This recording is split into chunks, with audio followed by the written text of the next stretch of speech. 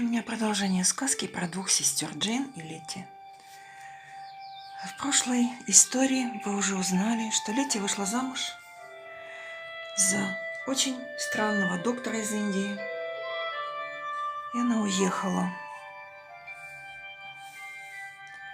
Уехала далеко в Индию, а Джейн осталась одна. Летти было 17, а Джейн 19. Брат Сэм учился в военном колледже, и Джейн очень скучала. Они жили в Англии, старой Англии.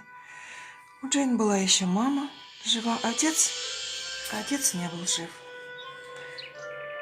Джейн очень-очень любила отца и очень скучала по нему. А теперь она скучала еще и по Летти. Письма доходили очень редко. И однажды Джейн была недалеко от своего магазина. Они держали магазин, и в этом магазине было